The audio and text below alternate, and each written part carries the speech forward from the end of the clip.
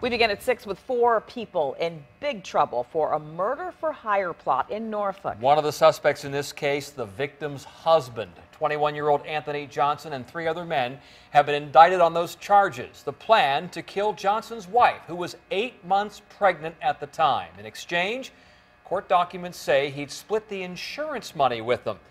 Matt Gregory with the story now from Johnson and from behind bars and his wife. Matt. Tom, Nicole, in August, court documents state that these 3 men broke into Johnson's home and beat his wife, Elizabeth Johnson, within inches of her life. Those men all claim her husband hired them to kill her. Anthony Johnson says he's innocent, and his wife, she says the same thing. Elizabeth Johnson remembers the attack that nearly killed her. They tried to choke me as well. They choked Anthony, and they were trying to choke me as well, but because Anthony was fighting them when they came into the room, I woke up and I was able to fight back. These 3 men claim they were hired by Elizabeth's husband, Anthony, who is now in jail for conspiracy to murder. She can't and doesn't believe it. Absolutely. My husband is innocent. He loves me. He has done nothing but care for me. And the idea of him planning something like this is absolutely ridiculous and laughable.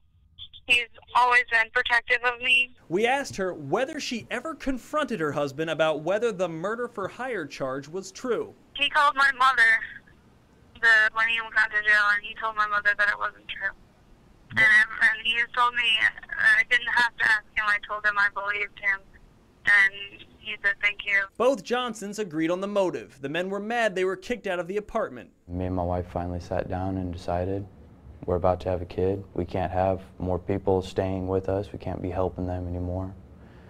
And we need to kick them out. And so we kicked them out, and that's when all this happened. The alleged attackers claim they were to be paid with insurance money. The claims of that are completely ridiculous because my insurance money, which my husband knew about, was supposed to be paid out over 36 months. Robert Burnett, Tristan Reeder, and Joseph Apodaca are due back in court November 8th. Anthony Johnson's case has been continued to November 7th. In the newsroom, Matt Gregory, 10 on your side. There will be much more on this case to come out. Check wavy.com often for updates on this investigation in Norfolk.